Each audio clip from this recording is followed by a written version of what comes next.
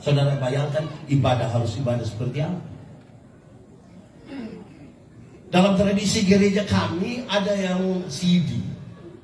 Saya bilang, ada banyak orang ikut gereja beribadah kira-kira 3-4 kali saja. Pertama waktu anak baptis, kedua waktu anak CD, ketiga waktu anak nikah, dan kemungkinan yang keempat itu waktu pemakaman dia.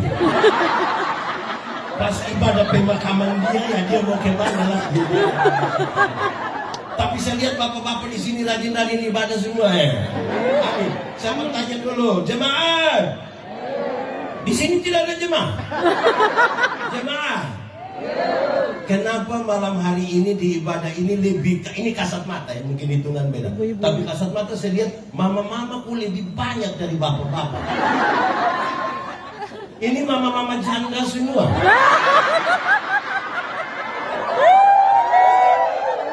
Atau tidak ya? Tidak. Itu pasti pertanyaannya, papa di mana? Saudara-saudara, kadang-kadang suami-suami ini kita tanya, "Hai, papa, kenapa tidak ikut gereja? Kenapa kasih tinggal mama sendiri pergi ke gereja?" Terus dia bilang begini, "Pak Pendeta, waktu Pak Pendeta kasih nikah saya dan ibu, kami dua telah menjadi satu. Jadi kalau ibu sudah pergi itu sama dengan di Sitaro ada. Sama punya suami. Biar setelah ini kita doakan. Ini ibu-ibu juga satu. Ibu-ibu ini kadang-kadang aneh juga. Kita tanya, "Ibu, kenapa cantik-cantik datang ke gereja kok jalan sendiri?" Terus dia bilang, "Aduh, Pak Pendeta, papa di mana?" Dia bilang, "Tahu sendiri, Bapak." Sudah tahu suami begini, kenapa menikah dengan dia? Kenapa saudara mau ambil risiko menikah?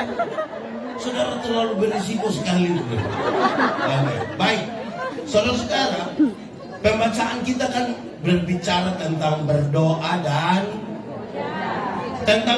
dan bekerja. Itu saya coba kelompokkan orang dalam 4 kelompok. Sebentar kita lihat teks, tapi kita lihat Indo.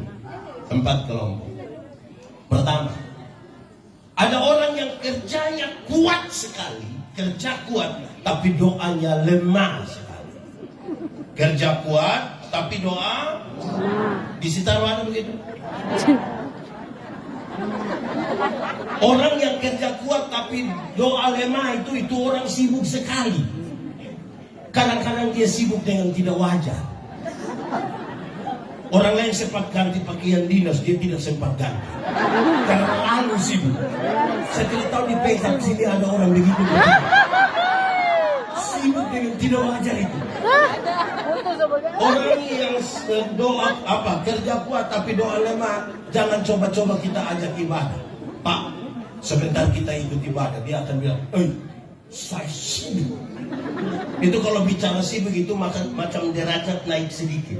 Makanya ekspresif, "Saya sibuk."